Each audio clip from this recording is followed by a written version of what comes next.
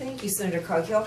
Well, you know, I just reiterate what Senator Ellis commented last week, that Energy Council is possibly the most important meeting that we go to all year.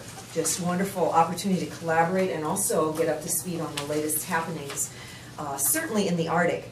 And even before Energy Council started, we had an afternoon, the day before Energy Council started, with the Arctic Caucus in Washington. And this was a group made up of Yukon, the province of Yukon, also Northwest Territories, and the Penwar states, so that's the Pacific Northwest. This included also folks from the U.S. Coast Guard, Department of the Interior, just a lot of people. The collaboration for the North for Arctic research. We heard from Fran Ulmer, who is also working on the Arctic Research Commission. And one of the things that I found really interesting, we talked about icebreakers, and this is a topic of significant interest to me.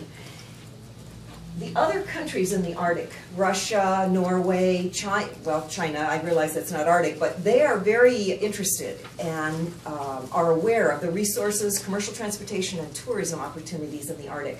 In fact, last year, more than 7,000 vessels passed through the Bering Strait.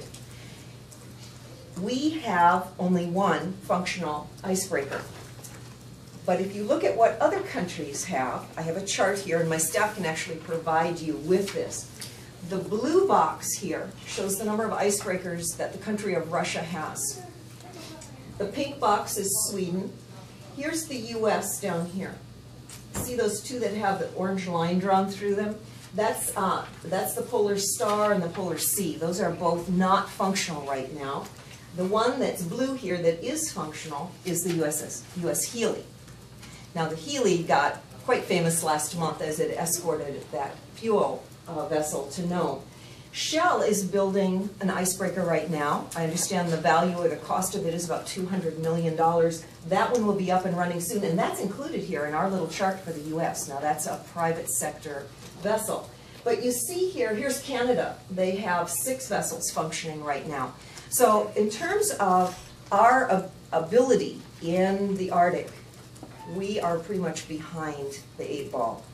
And this was a resolution that I put forth to the Energy Council board yesterday morning. On Sunday morning they met and suggested that Arctic Council might want to endorse encouraging Congress and the United States government to put more emphasis on icebreakers to protect our coast, not only protect it in terms of security, but also protect it in terms of resource development, being available for spill response, disabled vessels, as we saw with the Salindang IU a couple years ago, and to just make sure that those vessels passing through the Bering Strait so close to our coast are safe vessels that aren't discharging pollutants into our waters and are functioning safely.